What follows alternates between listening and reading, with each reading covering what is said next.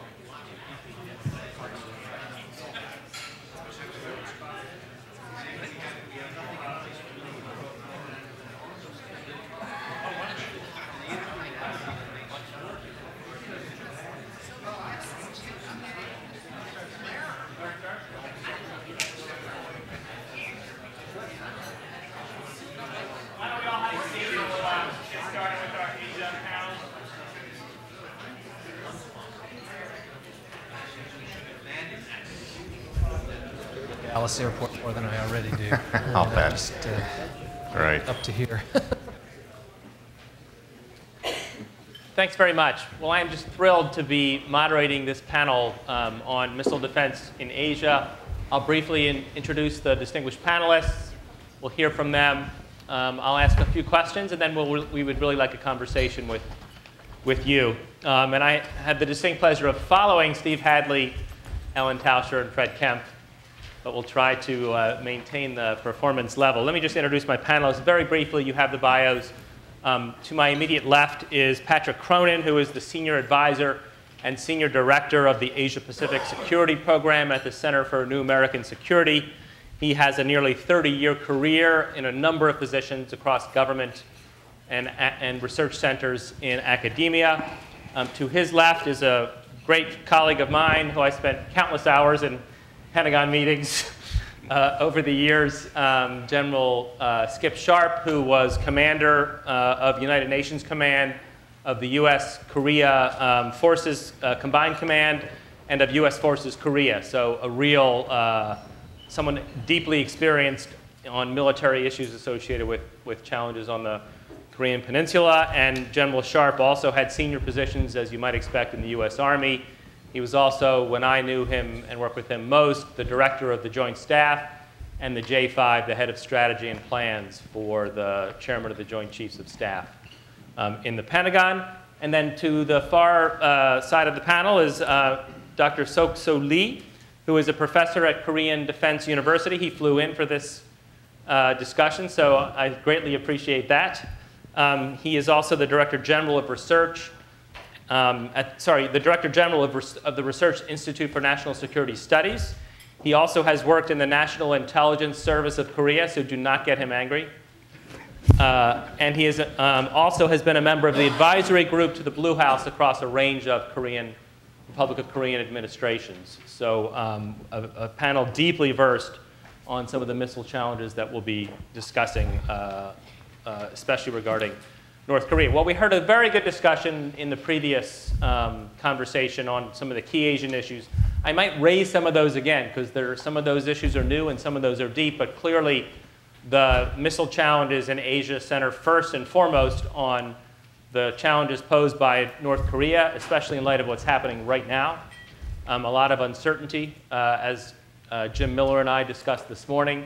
A great deal of potential paths, some of them good, A lot of them not so good, so we'll discuss those. And I think also the questions that were raised on Chinese missiles and missile defenses and Taiwan, and how does the set of US bilateral relationships, how can that potentially grow into more of a regional system? What roles do the various actors have in that system? And what are we missing, which we always tend to think that the future will be linear like the past, and it won't. So how do we hedge in this discussion against potential future surprises that may come to us even in this limited field of missile defenses? I might start the panel with discussion with remarks from General Sharp, and then we'll move from there. So General Sharp? Great. First off, thanks, Barry, to you and Ian, and really the entire Atlantic Council for inviting me today. It's indeed an honor for me to do this, and great to be able to get back together with friends. I thought in my 5 to 7 minutes I'd really cover 3 things briefly. And being a military officer, I always start with talking about the threat first. I want to talk a little bit about North Korea, what I've seen them do in the past and potentially could do in the future. Talk about, in general terms, what I think an effective missile defense system is, capability that is needed from a military perspective, especially in relation to Northeast Asia and Korea. And then lastly, and probably most importantly, talk about the things that I think that we ought to work hard to improve in order to be able to improve the missile defense capability within Korea and within Asia. So first off to North Korea, and just very quickly, I'm sure most people in this room know all of this, but it's good to kind of reset yourself in history a little bit. Unclassified estimates, North Korea, over 800 missiles, 800. All that can range South Korea. Most that can range Japan, some that can range the United States and Australia and other countries. Some we believe are capable of chemical and biological warheads, and we all know that North Korea is working very hard to also make them capable, some of them capable, to have a nuclear warhead. Over the last several years, 2009, Taepodong launch, a nuclear test. On the 4th of July, 7 Scuds were fired off the east coast of that year. 2010, North Korea sank the South Korean ship, the Shonan, and attacked with artillery the South Korean island of Waipido. 2012 and 2013, 2 Taepodong tests, one of which was successful, another nuclear test, and most recently have abrogated the armistice. The rhetoric is now highest it has been in a long, long time, maybe forever, since the Korean War. The economy has failed. The concentration labor camps are expanding. By any estimates, 200,000 North Koreans in those right now. So North Korea has, I think, clearly demonstrated over the last several years they have not only the ability, but the willingness to strike outside of North Korea into South Korea and to threaten the world. What responses have we done? What responses have been done around the world to all of those events that I just laid out? Of course, we continue to strengthen our military alliance, continue to strengthen our capabilities over there. There's been 7 UN Security Council resolutions since 1993. There's been 3 presidential statements out of the United Nations, out of the Security Council since 2006, all of which that I believe are necessary but far from sufficient to stop and change North Korea. If you look through all of that past history, I believe that Kim Jong-un views, when he looks at a cost-benefit analysis, he's on the plus side. There's not been much pain that has been put back into North Korea. So missile defense system, what is needed in order to have an effective, broad missile defense system? It's obviously multi-layered, it's redundant, it's a composition of radars, command and control systems, and defense systems. But it's also critical to have day-to-day intelligence focus, really looking into North Korea and to our adversaries to see what they're doing. It is hugely important to have information sharing, not only with the Republic of Korea and the United States, but it's been talked about all day today regionally, and I'll talk a little bit more about that later. It's very important to not just have these capabilities, but to exercise them in a multinational fashion, because if missiles start coming, the time to react is very, very short, especially if you look at a Korean Peninsula scenario. And then lastly, I believe a key part of any missile defense system capability is also an offensive capability, especially when you look at the scenario that we're dealing with in North Korea with the over 800 missiles. No matter how good a system that we have, we're not going to be able to stop some mass attack coming in unless we are able to very quickly and very effectively strike deep into North Korea to be able to take out missile systems before they're able to launch. The saturation problem is just too great. So when I think of missile defense from a military perspective, I think about it from all of those perspectives, to include the perspective of being able to very quickly go in and destroy stuff again in our adversary. So a couple things that I think are necessary for us to be able to focus on and increase our capability in the Pacific, specifically against the North Korean threat. First off, again, is on intelligence sharing and cooperation between the United States, the Republic of Korea, and Japan. There is no NATO in Asia, we know that. So multilateral cooperation, intelligence sharing, information sharing among the countries that I said and others is critical. I really think the Republic of Korea needs to understand it is to their detriment that there's not an intelligence sharing relationship between South Korea and Japan. South Korea screwed this up a couple months ago when it was not properly rolled out, and I think it's a key component to the defense of South Korea. Secondly, increased intelligence sharing among all of those states, but then also the United Nations Command and the sending states that are there. And to be able to exchange that intelligence so that if we really ever did go to conflict, whether it's limited ballistic missiles coming in or a much broader thing or instability in North Korea, to have a good intelligence agreement and sharing of that intelligence information with all the countries that would come to support South Korea is very important. Third is continued development of defensive capabilities, both in Japan and Korea. We're working hard on radars going to the right places, defensive missiles going to the right places. I do think the Republic of Korea needs to buy PAC-3. I think they need to continue to develop their Aegis capability and to be able to get missiles aboard those ships. We need to make more defensive type of systems, whether it's PAC-3 or THAAD, to the Republic of Korea. From a policy perspective, I think in order to enable some of that to happen, we really have to address the technology sharing challenges. The Republic of Korea, all the countries I think that we've been talking about today, want to have increased capability, but they don't want to buy it just from the United States. And we've got to figure out a better way to partner with allies to produce the technology and the capabilities we need in these countries. Fourthly is to be able to develop, again, attack systems that can quickly go after North Korean launchers. I think the recent change in the new missile guidelines to be able to give the Republic of Korea the ability to be able to have missiles that can go out to range the entire width or the entire length of North Korea was the smart way to go. I think we need to figure out how to put all of these systems together to change the calculus of Kim Jong-un in his cost-benefit analysis when he looks at trying to figure out what is his next provocation. And then the final thing that I would recommend, and this is ongoing, is continued provocation planning. Continued planning between the United States and the Republic of Korea. I think we should bring Japan into that discussion also to work through, if things happen, if the next provocation agreed upon, here's what we're going to do in some sense, so that two things can happen. Number one, they can be done very quickly. And secondly, we would have a much better chance, I think, to control escalation if we not only thought through these, but exercised them in our war games over there. Because escalation control is the number one concern that we have when we start talking offensive systems, that when we have how we could respond to North Korea and to Kim Jong-un.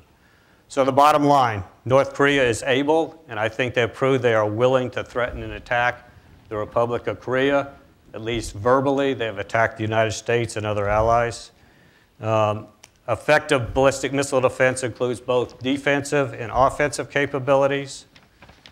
The Republic of Korea and Japan and the United States need to work together even better than they have in the past. And then finally, we really do need to start working more along a trilateral exercise and provocation planning ability to be able to face the North Korean threat and to change Kim Jong-un's calculations. Thank you. Thank you very much, General Sharp. Dr. Lee, would you like to offer your remarks next? Okay. Thank you for a kind introduction, Chairman.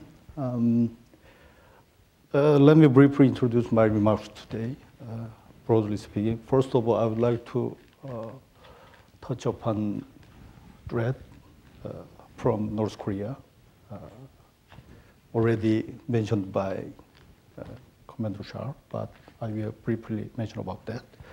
And secondly, I would like to introduce current survey of public opinion on crucial security issues in South Korea right now for your understanding of current situation in South Korea.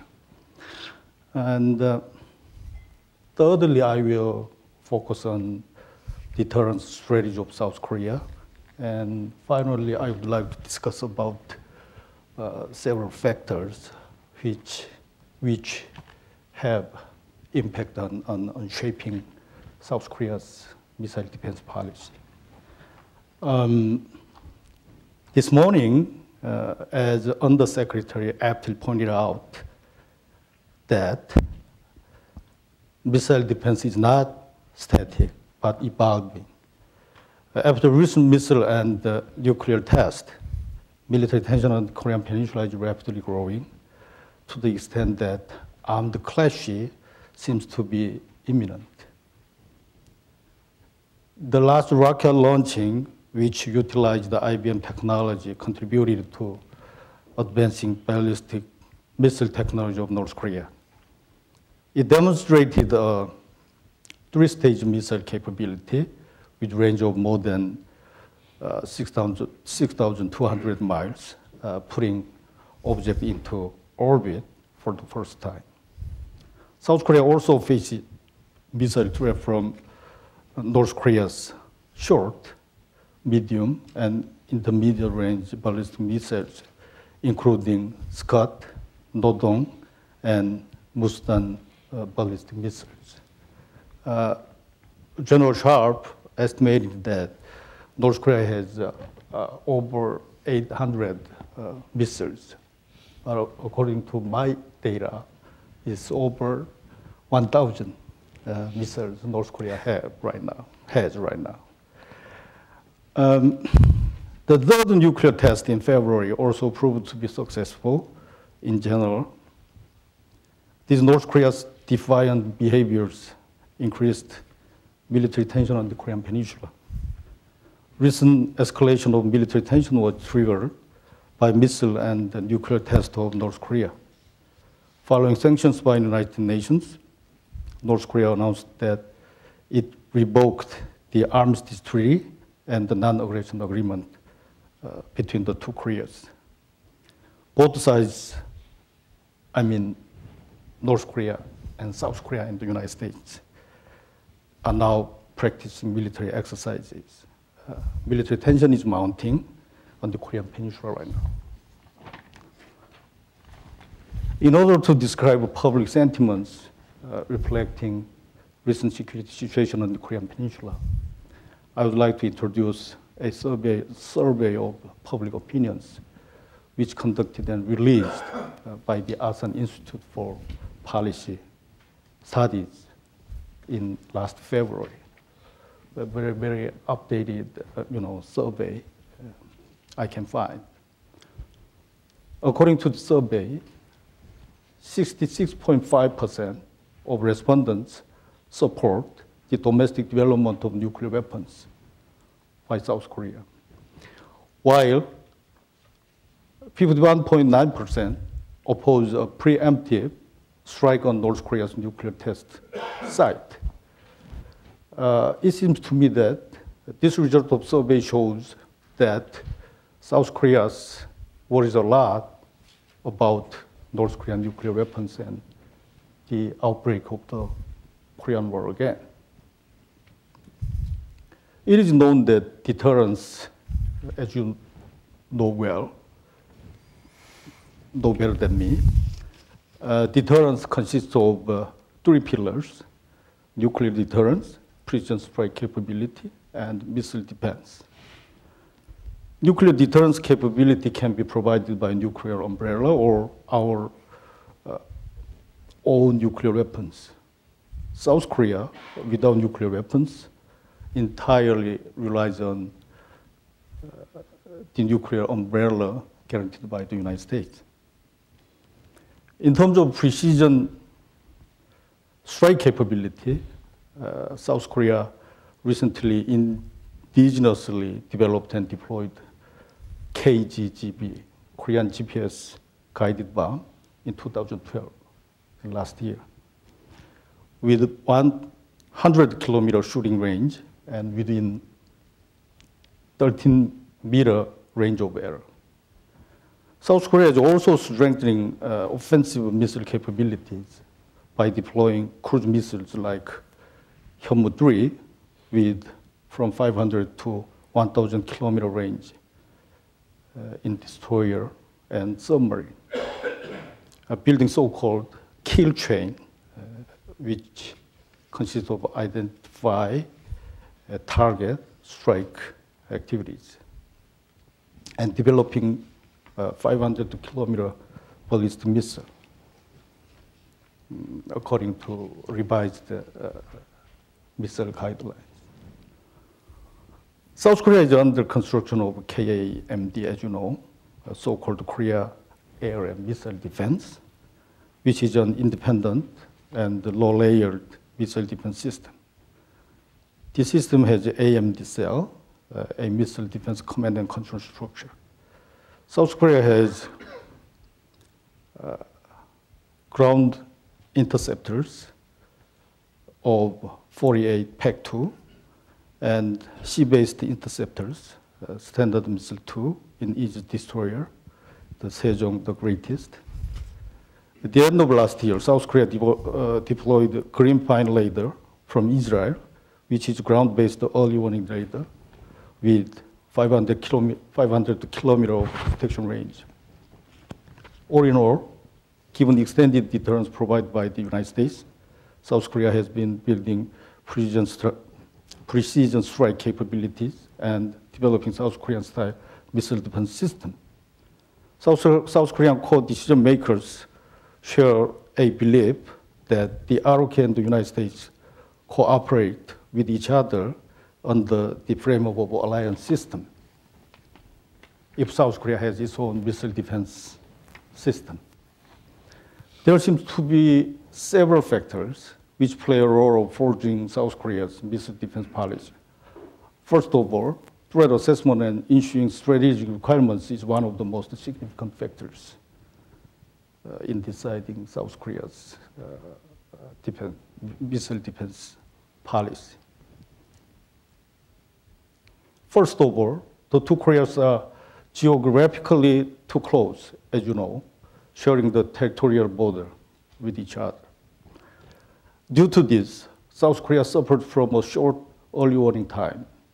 South Korea also faces threats from various ranges of North Korea missiles. These conditions provide the rationale for South Korean missile defense.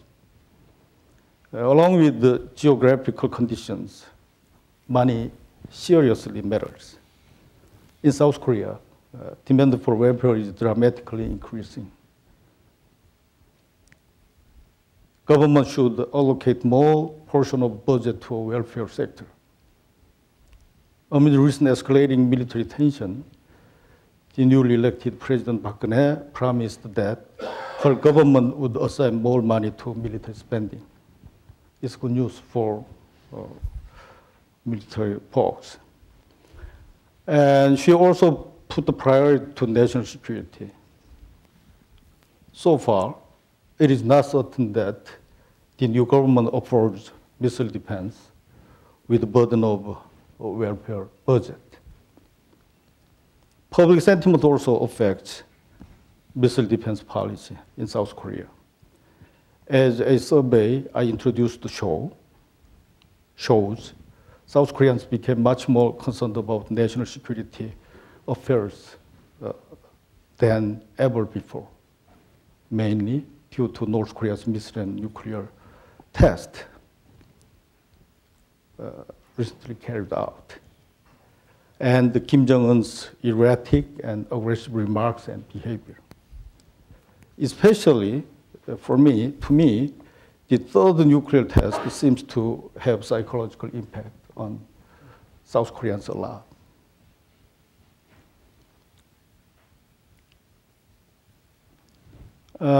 Some South Korean experts on military affairs argue that discussing military balance on the Korean Peninsula is no longer meaningful because North Korea's nuclear program. And so far I discussed about the threat and others, and introduced public opinion of South Koreans and deterrence policy of South Korea and factors which shape South Korean missile defense policies. As a conclusion, to me, among other factors, geographical and budget consideration is the most influential in planning and implementing missile defense policy of South Korea. And thank the Atlantic Council again for having me here today. Thank you very much. Thanks very much, Dr. Lee. Dr. Cronin? Barry, thank you, and thank you for the previous presentations. I agree with Dr. Lee and General Sharp. Let me make 5 points from a U.S. perspective about missile defense, and since so many details are important, unfortunately, that'll have to wait for the questions.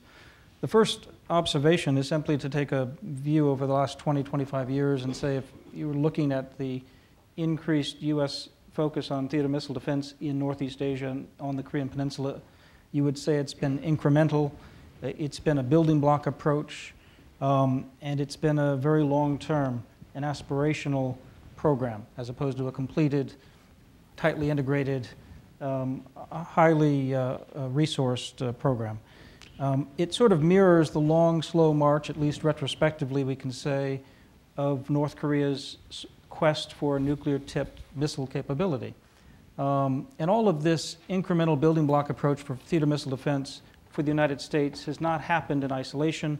It's really been part of a long-term, slow shift toward the Pacific, toward Asia-Pacific, toward the recognition that in the 21st century, so much of the wealth and technology, capability, and power, as you've written about at the Atlantic Council, is shifting toward the Pacific and Asia. So it's been embedded in that. So the U.S. has obviously prepared its forces on the Korean Peninsula better with PAC-3 deployments, Patriot battery interceptors for terminal defense. It's looked at seaborne platforms, our own seaborne Aegis capabilities on both cruisers and destroyers. It's looked at building into the U.S.-Japan alliance from the 1990s when we reviewed, the last time we reviewed the defense guidelines, we put missile defense into the defense guidelines. This is now being reviewed again. It's also been picked up in terms of the Strategic Alliance 2015 with U.S. and South Korea, and steps have been taken. And now there's been more encouragement for trilateral security cooperation that began in the 90s as sitting down in terms of having an unclassified war game to actually moving toward something much closer toward contingency planning and beyond. So that's the first point, is that there's this long-term incremental building block approach historically toward missile defense for the U.S. in Northeast Asia. The second point is simply to note that the threat is getting worse. That is, the risk is getting worse. The longer we go forward, this is Nassim Nicholas Taleb's point that risk is in the future, not the past. And it really is getting worse. It's not just because North Korea is getting closer to a credible nuclear-tipped missile capability, and we can go into all the details about that and the limitations and problems, but it's also that there's a conveyor belt, unfortunately, or at least we have to assume there's a conveyor belt between North Korea, between Pyongyang and Tehran, the way that the way that Syria and North Korea have cooperated in the past. There's been too much back and forth, scientific, governmental exchange, financial support, technology know-how, not to see a growing, thickening pattern, a dotted line between proliferation. So what happens in Northeast Asia doesn't stay in Northeast Asia. So this is a global problem for the United States and for others around the world, which is why we can't simply say, well, let this containment policy work. It's not working is the problem. It's failing, and that's before you get into human rights and other costs that General Sharp has talked about. Having said that, let me just say a couple words about the latest threats out of Kim Jong-un. I don't believe Kim Jong-un and the Kim family regime want war. In fact, I think just the opposite. They want to avoid war because they lose a war. They want to win the provocation threat, though, because threatening war by renouncing the armistice, by saying you're on a war standing, hopefully weakens the outside array pressuring you to give in. And North Korea right now it's feeling increased pressure. When you have the National Security Advisor of the United States go to New York and say, we're about to sanction your only trading exchange bank, foreign exchange bank, North Korea, there will be reprisals. There will be provocations. Let's guarantee it will happen. And it's not going to lead to war unless there's miscalculation, which is possible, unfortunately. This is dangerous and reckless, but it's not intended to do so. So I want to put this youthful swagger and insecurity combination that is all rolled up into Kim Jong-un into perspective. It's very serious, and missile defense plays an important part of a comprehensive policy to help the United States and its allies and the international community pressure North Korea away from greater proliferation, both on and off the peninsula, and hopefully with any serious concerted strategy, which there's no political will for at the moment, but if there were, it would be part of that strategy in the future. Third point is that the way forward is not simply for the United States, because the United States cannot do this alone. The United States has to do this first and foremost with South Korea, its key ally, and Japan in the region with its tremendous capabilities on defense. This could be networked together exactly as General Sharp was sort of outlining. Let me say a few things beyond that, though, about Prime Minister Abe, because since returning to the Conte, the Prime Minister's office in December of last year, he has come in with a platform of reinterpreting the Constitution, at least to include allowing defenses against missiles. He has moved forward still than his predecessor, Prime Minister Noda, on easing the three-principle export ban, which makes it easier for Japanese defense industry to cooperate on some of these systems. He has worked with the United States on the deployment of a second X-band radar, crucial for detecting missiles. He's announced that for the first time in more than a decade, Japanese self-defense forces will get a larger budget rather than a smaller budget. And he's going to move and toward that sacred 1% political limitation of GDP that has held back previous prime ministers if he gets his way. And he's also continuing to move forward with ideas about integration with the region. He's very interested in doing that. So that's from the Japanese side. South Korea side, President Lee worked very closely with the United States, and U.S. Forces Korea was largely responsible for making a very tight alliance. And within the realm of the politically possible, because domestic politics cannot be wished away, for the first 4 years in particular, the last year it started to drop off after domestic politics rose too high, Korea moved forward not just on thinking about missile defenses, but Patriot 2s, PAC-2s were not enough, SM-2s not enough, but the 4 Aegis ships, the Sejong the Great class, absolutely a great contribution potentially, as well as U.S. forces with PAC-3s. What we saw this past month after the successful nuclear test, third nuclear test on 12/12, and the long-range successful 3-stage rocket in December of last year, we saw ROK and U.S. come forward on the alliance and talk about an integrated theater missile defense program as a plan. So I think there will be, at least from the national interest perspective of Korea and Japan and the United States, all things being equal in terms of domestic politics, there will be steady progress toward thinking how to integrate these systems together in a more effective theater missile defense system. Ironically, there's also a need not just to deter and defend against North Korean provocations, there's a very real U.S. need for reassuring our allies. The possibility of the nuclearization of Northeast Asia is a threat to U.S. interests. We just heard it from Dr. Lee. 2 out of 3 South Koreans think a nuclear weapon indigenous program makes sense for South Korea. And I don't begrudge my South Korean friends that at all, because if I were South Korean and I were looking at my adversary to the north allowed to increase its capabilities, potentially have a Pakistan-like breakout capability of dozens of nuclear weapons, and my other neighbors interested in nuclear weapons, and I'm the only one stuck without them, and I'm relying on a United States that's in sequestration, I'd start to say, you know, I better make sure, as President Park's father did, that I have a secret nuclear program. So that's not in the U.S. interests. I'm just saying I understand where it's coming from. It's driven by national interest, and that's important to take into account. And Japan as well is looking at the same kind of abandonment trap or fear, which is classic alliance politics. 2 other points. Political goals in this region for the United States are not just about military, right? We have broad economic, political goals here for this whole century. China is driving the rhythm of the economy and of the politics of this region. We have to take China into account. We already have done so when it comes to issues like what we sell and what we do with Taiwan. Taiwan is overwhelmed with a missile threat of more than 1,150 missiles, and several hundred PAC-3s are not going to be sufficient to deter that. We can help Taiwan up to a point, but there are limits on how far we can help and how far Taiwan wants to go or what they want to buy. So the reality is we already make deals with China to some degree to maintain autonomy and independence for Taiwan, so they're hopefully less coerced by the mainland to give in, but at the same time, concessions to the fact that China is the big, great power on the mainland here. And we're going to have to do some of that vis-a-vis Northeast Asia. This has been called sometimes the Goldilocks dilemma of getting it just right, where it's really impossible. And so you can spend too much time trying to get it just right to please the Chinese and the Russians, if you will, as opposed to an effective theater missile defense system. I'm not arguing that we make concessions to an effective theater missile defense system as much as take into account the concerns of China so that when you're stepping on their core interests, you know it. And you do it at your timing.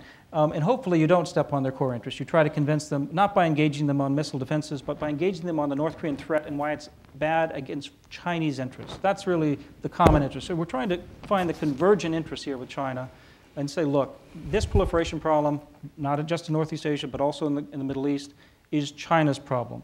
And that's where there's common interests. And finally, next steps, 4 things to do.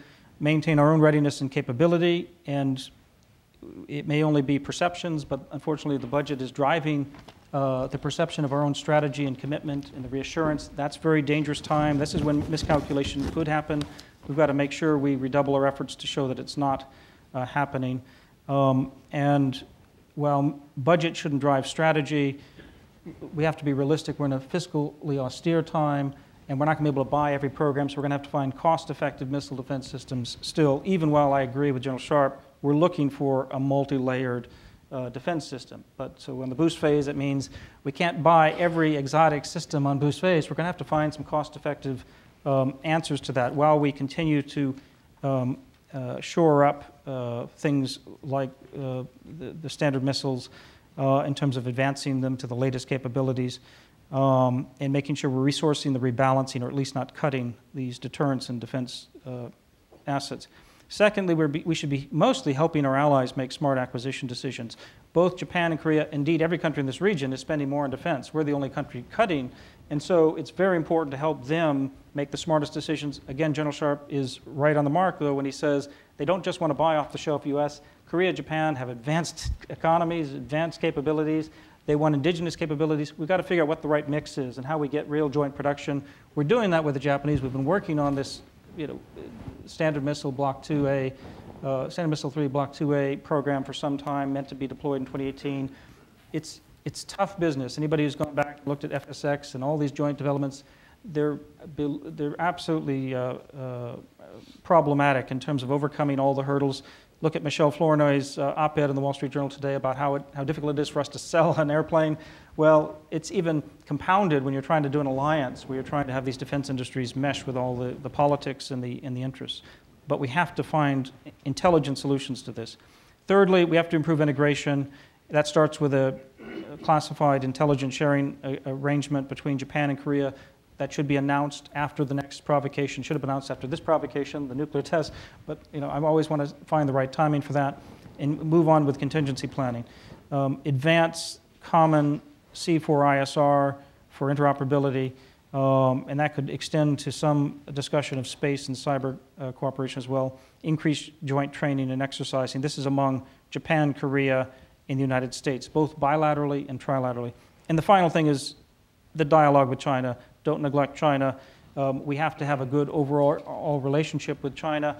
Don't put missile defense on the agenda per se, but it will come up in the discussions as you try to convince them that our interests and their interests vis-a-vis Kim Jong-un's nuclear program is more aligned now than ever before. Thank you very much. Thanks very much, Dr. Cronin, and to the other panelists here. Let me ask one question, and then because we're down to 15 minutes or so, I'll go right to the audience for your questions after that. But my question is, all of you painted a pretty grim picture, which I'm not surprised by, but when you put it all together, this region is really in turmoil in many ways, this region being Northeast Asia. And missiles, the threat posed by missiles plays a pretty significant role in some of this instability and uncertainty. So while the US, Japan, Korea, we can add Taiwan, certainly Australia, we haven't mentioned the Philippines, I don't know if they're worth mentioning in this context. But things are being done, but it strikes me that it's worth asking the question of all of you, is enough being done and fast enough on missile defenses when we have all of the conditions that you described? And particularly jarring to me is this question of the South Korean poll on acquiring nuclear weapons and the chance of doing so under a more assertive Abe administration in Japan. I mean, we haven't had a situation like this in the region for quite a long time. And especially with the new leader in North Korea, untested, young, et cetera. So are the parties doing enough to deal with this for all of the reasons that you described, especially in the areas of missile defense? Shouldn't more be done? Shouldn't there be acceleration? Would we wish we had done something more tomorrow if a 7-missile salvo like was launched in July of 2010, I believe you said? 2009. If that happened this July, but with much more damaging consequences, what would we be regretting that we didn't do? And any and all order.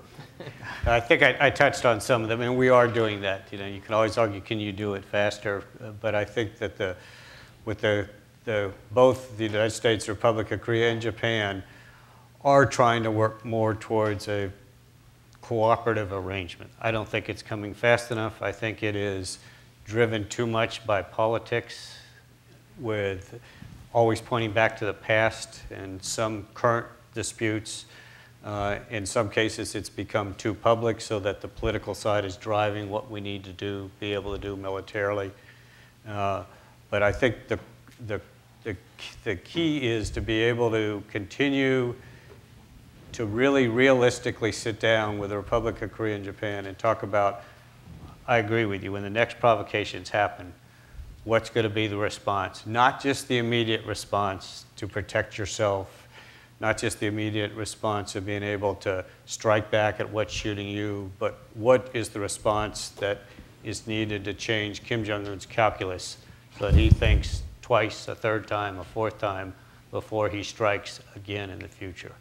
And that planning is ongoing, but I think that when you take a look at what North Korea, they've surprised us many times over the last several years is, oh, they're not going to get this for so many more years. They would never attack an island. They'd never attack civilians. Well, we've seen that happen. And I think we just need to be realistic that this guy is 29 years old, but he is very dangerous. He's been rewarded for everything that he has done so far. And I think that sense, that calculation needs to go into our deployments, our exercises, our equipping construct for that part of the world. Well, we need to be resolute toward North Korea, and I'm afraid that there's a dearth of political will, not just in the American body politic, but when you string together the array of countries outside of North Korea that we'd have to rely upon on, say, a sanctions-based defensive approach, that means that this leaky containment is going to continue to fail worse and worse going forward. That's my prediction as an analyst. It's not what I want as a policy advocate.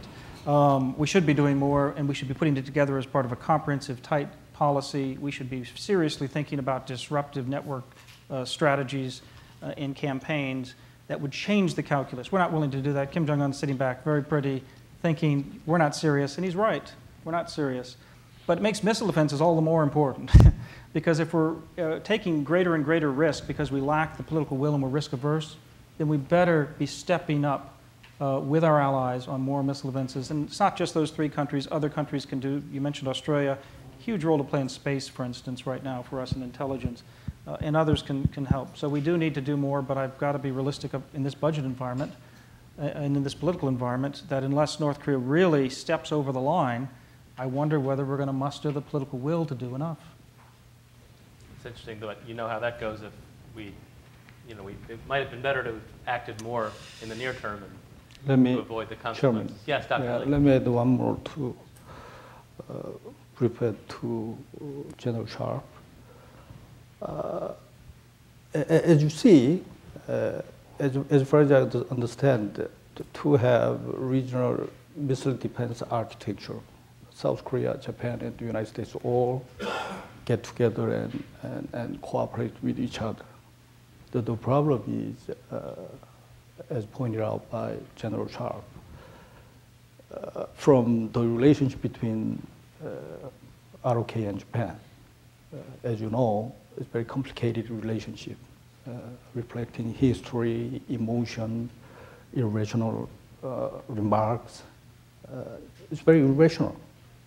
And my concern is that if we want military-to-military collaboration between South Korea and Japan, we have to improve overall relationship between the 2 countries.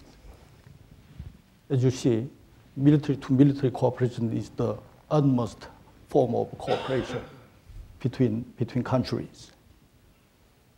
So, as you see, the relationship between South Korea and Japan has been fluctuated over time, depending on what happened at any moment. All of a sudden, we maintained a very good relationship between the 2 countries, and then all of a sudden, due to remarks from Japanese high-profile politicians, the relationship was deteriorated. Repeat again. So we cannot deny that politics guides military cooperation between Japan and South Korea. So my point is, South Korea and Japan should build real competence and trust and friendship to have military cooperation. For instance, with regard to regional missile defense architecture. Thank you. Thanks very much. Questions from the audience? Yes, right here in the room. What do you think about the potential for Taiwan, including Taiwan, in this envisioned multinational missile defense architecture, recognizing that would surely infuriate China? Is it even worth pursuing if that's going to jeopardize Chinese cooperation in enforcing sanctions on North Korea and improving North Korea's behavior? And if that is something, what would Taiwan bring to the table from, I guess, a physics geopolitical viewpoint? Like, what kind of anti-missile systems could be located there that could improve sensor detection? Good question, sir. Sure. Again, Taiwan is looking at the mainland threat, and we are, with Japan and South Korea, principally focused and this guy is looking at the North Korea threat. So Taiwan severely complicates. It would add a lot of baggage that would immediately be a red line for China and would offer relatively little vis-a-vis North Korea, I suspect, although again, maybe General Sharp knows otherwise.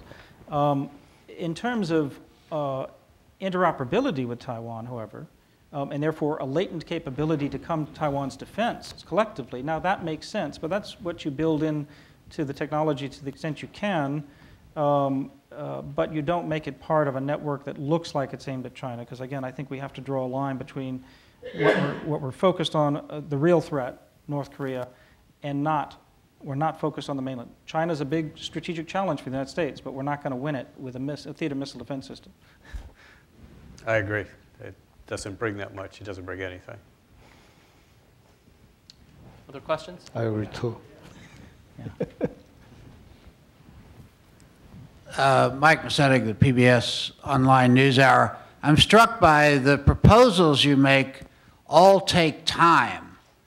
And given that the next provocation could come within weeks, is there enough time? Also, because the prevailing political wisdom, right or wrong, in Seoul is that President Lee suffered irreparable political damage by being perceived as responding too slowly and languidly to what happened in 2010 and 11, and that President Park is going to make sure that that doesn't happen, so that the risks of a real clash are that much higher. Yes, I mean, I didn't come here prepared to talk about what we do the next week, although I'm happy to talk about what we do the next hour with South Korea and with the United States forces. I was talking about over the next decade, that if this leaky containment continues. It's a valid question, very important, timely question, and we ought to be doing a lot of things. We've already done some of them.